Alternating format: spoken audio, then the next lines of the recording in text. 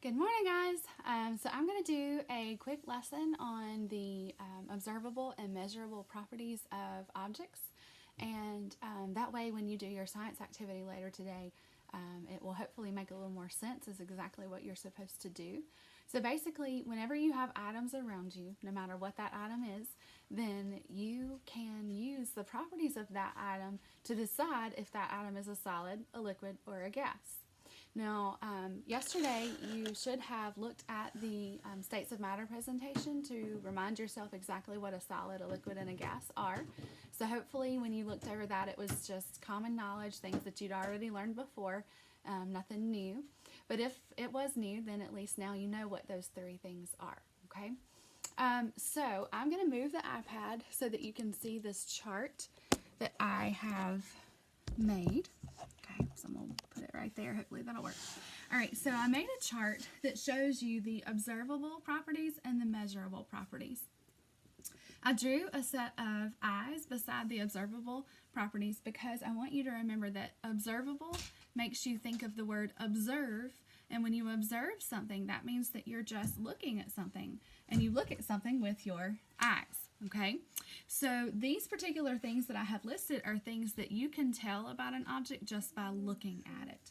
So if you look at an object, you can tell whether it has color, and if it does have color, what color it is.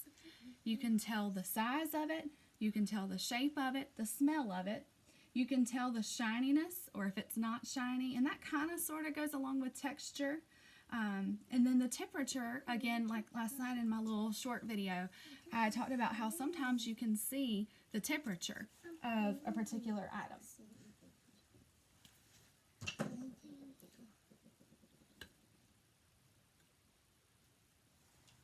All right, sorry for the pause.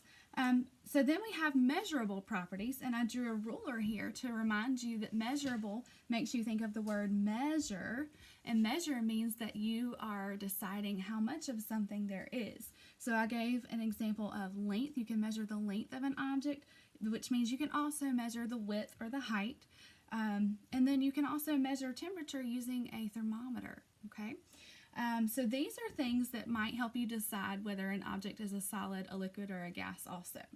So I have some objects here in front of you that we are going to practice taking a look at, and I'm going to talk about some of these properties of these items to decide whether these items are a solid, liquid, or gas. Okay.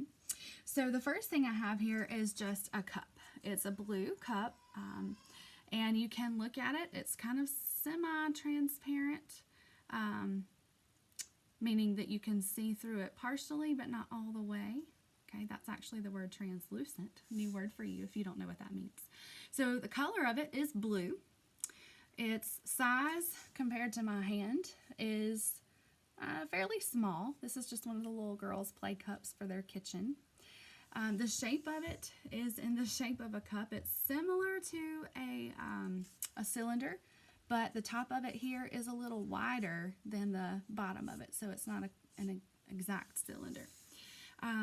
The smell doesn't smell like anything. There is no smell or no odor. It's not exactly shiny, but, well, if I shine the sun on it from the window up there, then yes, you can see some shine. The temperature of it is room temperature, or you could say it doesn't have a temperature. And then the texture of it is smooth.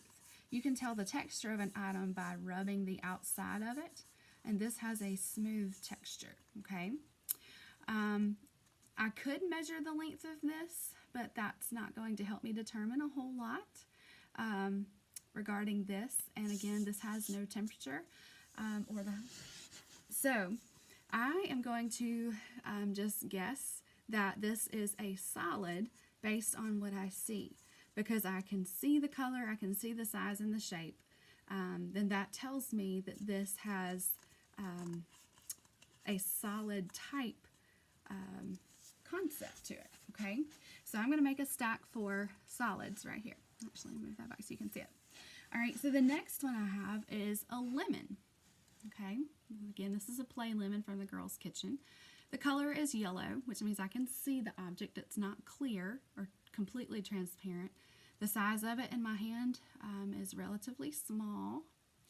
It has the shape of kind of an ovalish sphere, if you will. It's the shape of a lemon. This one doesn't have a smell because it is fake. It is plastic. The shininess, kind of like the cup, if I shine the window or the light from the window on it, it might have a little bit of shine, but not a ton. There's no temperature to it, or you could consider it room temperature. And its texture is a little bit rough. I don't know if you can see, but it has some pieces on the outside of it, some little bumps that would make it a little rougher than just that smooth cup.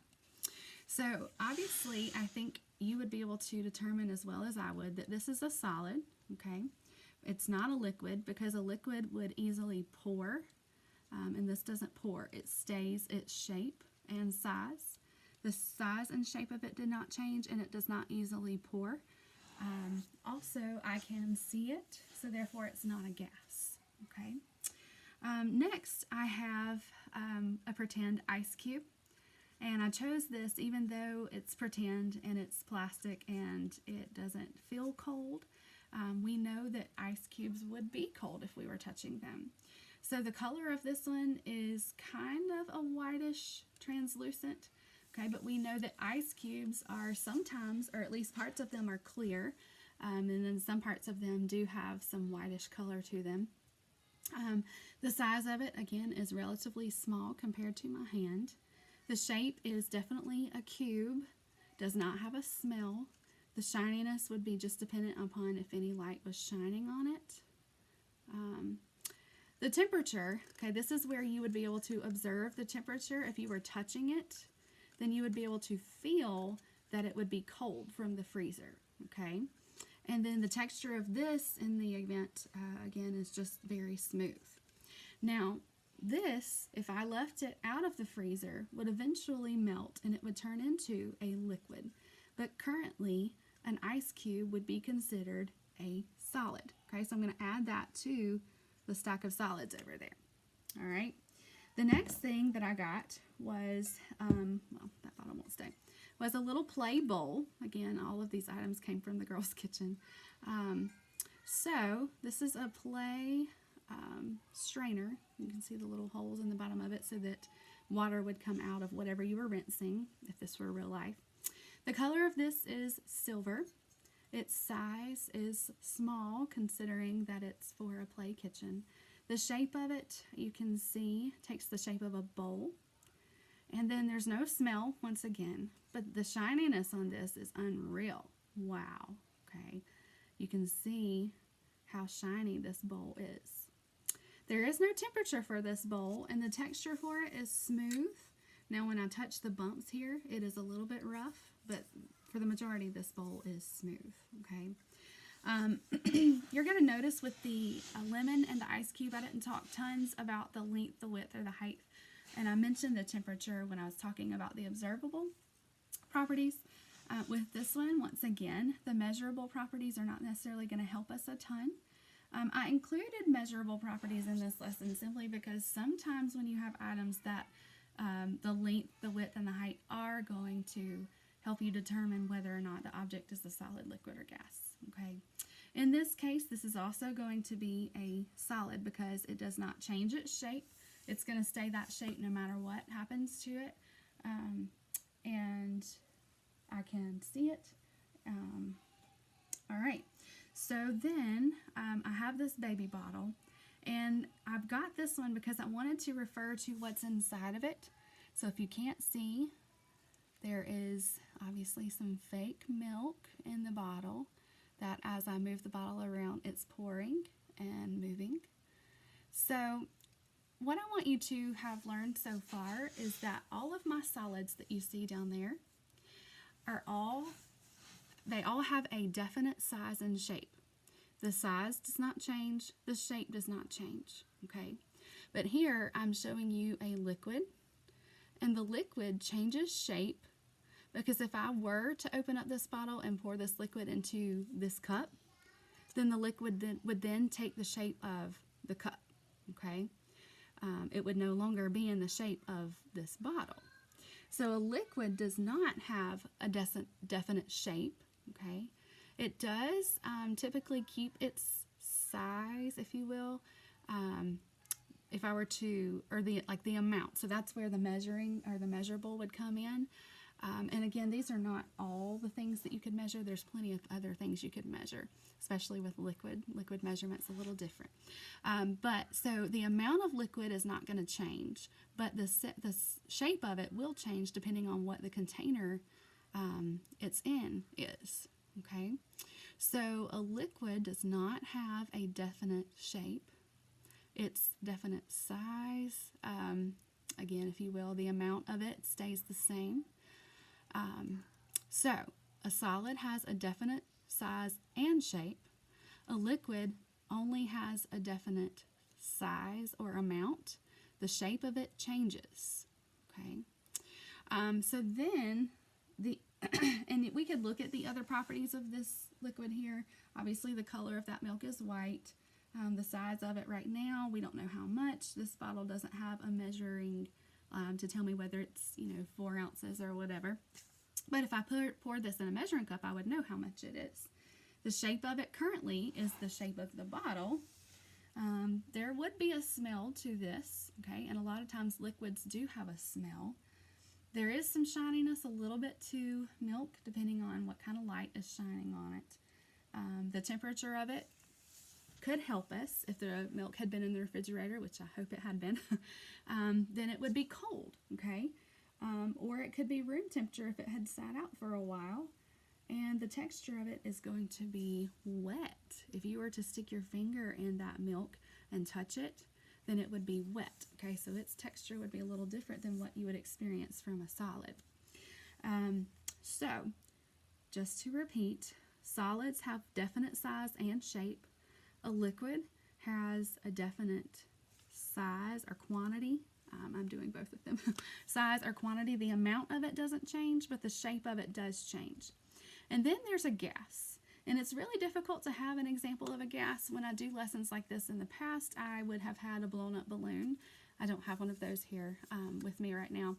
But gas is one that's hard to have a physical example. So technically right now I'm touching gas. Okay, there's oxygen around me. And I'm breathing that in. Oxygen is a gas. So a gas does not have a definite size or shape. Okay, the amount of a gas that's around you changes frequently, and the shape of the gas takes on whatever shape it's in. So right now, the gas or the oxygen that I'm breathing in is taking on the shape of the room that I'm in. But if I were to go to a different room, then the oxygen in that room would take on the shape of that room, which would be different from the room that I'm in now. So one of the things that you can just plug into your brain is that solids have a definite size and shape, so the size and shape does not change for a solid. A liquid has a definite size or quantity, but not a definite shape. And a gas does not have a definite size or shape. It changes. Definite means that it stays the same, okay? So when I say that a solid has a definite size and shape, that means that the size and the shape of the solid is going to stay the same no matter what, okay? So definite means that it stays the same and doesn't change. And then you could have the opposite of that, which would be indefinite, and that would mean that it does change, okay? All right, so that's just a quick little lesson on using these properties. Now, to explain what I want you to do with this and your activity, you have a worksheet that at the very bottom lists some items. And you may not have all of those items in your house. That's perfectly fine. I don't expect you to. But if you don't have that item in your house, I want you just to think about it, because it will be items that I know you've heard of before. So I want you to think about each of those items and think about these properties, both observable and measurable, and see if these properties would help you determine whether that object is a solid, a liquid, or a gas. And then after you've determined which state of matter it is, then you'll cut out that little box at the bottom and then glue it to the top and put it in the correct column, okay? If you have any questions about this, absolutely let me know. You guys know the different ways that you can contact me through Schoology, Dojo, WebEx. Here in just a few minutes we'll get on, and I'll see you guys in a little bit. All right, I hope you all have a great day. I'll see you later, guys.